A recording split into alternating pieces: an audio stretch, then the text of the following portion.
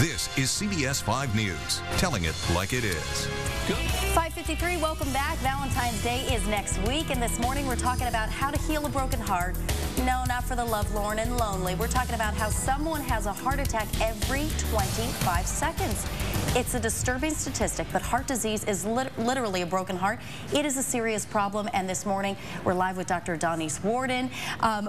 A heart attack, a lot of times it's an emergent situation. People say, I had no idea that I had this going on behind the scenes. But for other people, they did know. There were signs and precursors and warnings from doctors and loved ones.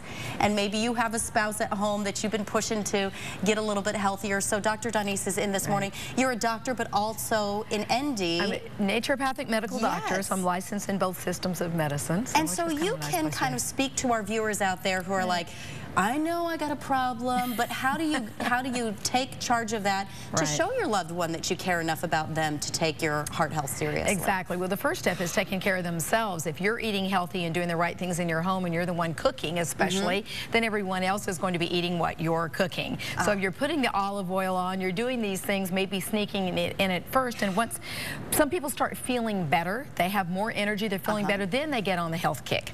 So, you know, sometimes it's watching the other person get healthier and start feeling better and looking better, then they jump on board as well.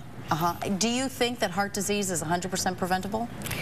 In most cases, there are some genetic problems that are happening. I will say that we have environmental things that are starting to happen in our society, lead and mercury that are collecting in us. So there are some things that are working against us, but yes, we can definitely protect the heart in most cases. Okay, and let's talk about diet for a little bit as a doctor's advice here, but just commonsensical things. You mentioned olive oil. What are some other things that we can be doing in our diet that is maybe not as drastic as getting out there and exercising daily, right? Right. Easy things are adding in more vegetables. You know, the Mediterranean diet is the healthiest way to eat. So vegetables, lean meats and fish, olive oils on things. So, and the spices that are anti-inflammatory, turmeric and curcumin. So those are in Indian spices, curries and those kinds of things. So if we decrease the carbohydrates and the sugars, obviously, and sugars plays a big part into heart health.